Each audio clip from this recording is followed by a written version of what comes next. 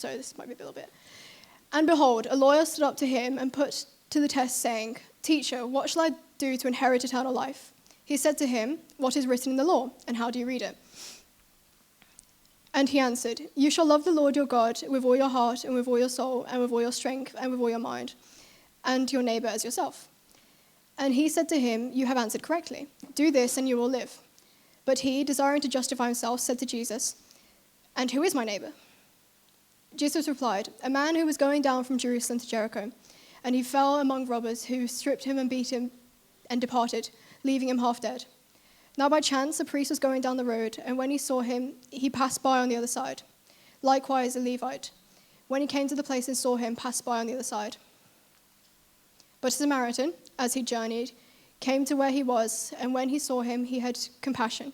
He went to him and bound up his wounds, pouring on oil and wine, and then he set him on his own animal and brought him to an inn and took care of him. And the next day he took out 2, I still can't pronounce that, denarii, apparently, okay, and gave them to the innkeeper, saying, "Take care of him, and whatever more you spend, I will repay to you when I come back." Which of these 3 do you think proved to be a neighbor to the man who fell amongst the robbers? He said, "The one who showed him mercy," and Jesus said to him, "You go and do likewise." Right, I think that's all of it. Right. So the road that they're talking about in that is a real place. It goes from Jerusalem to Jericho, obviously, and it's called the Way of Blood, as is there. And there's a guy called, if you change the slide again, called Josephus, who was a historian, very handsome fellow, I must say, very fashionable apparently. And he obviously wrote about this road, and he wrote of a guy who was moving furniture down the same road and got robbed by like a load of people or whatever. It was a dangerous place. People at the time would have known about it, and this is a believable story to people of Jesus' time. If I can remember what's coming next. All right, if we change the slide. So the priest and the Levite who saw the man lying on the side of the road, the priest, there's many interpretations as to why he just left him there. Some of them say it was like because of this whole uncleanliness thing that he couldn't go near a dead body, and like there was some law about that, but then there was like other exceptions, but whatever. But it was that he was too busy is the main reason.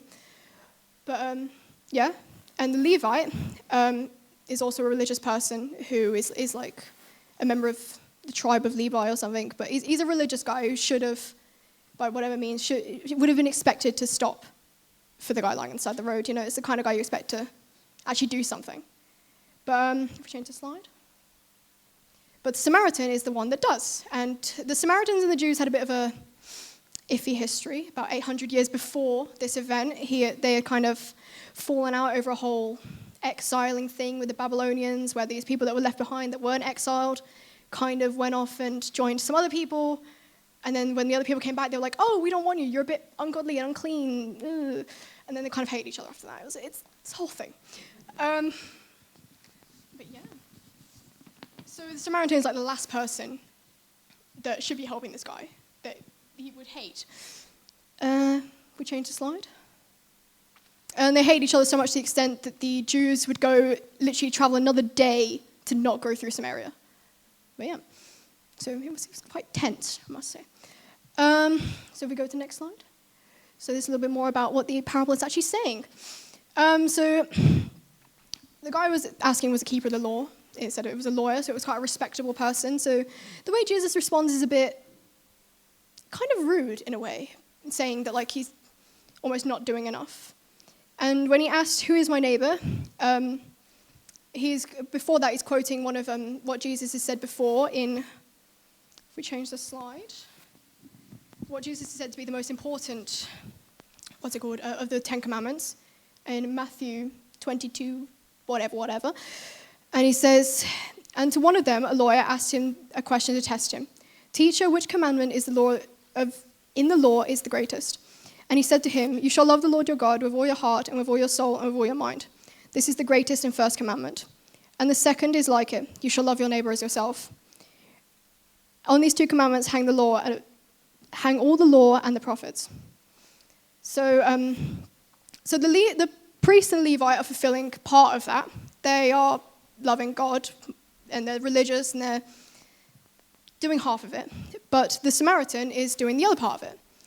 And Jesus is saying that to lead a, I can't remember what the words were, like a good life, like to get eternal life, you need to do both of these things.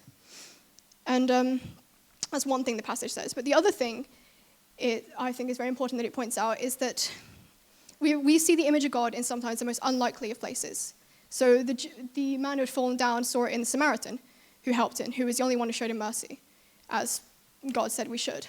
But yeah, I skipped a load, but I think that's it. Kitty claps, thank you.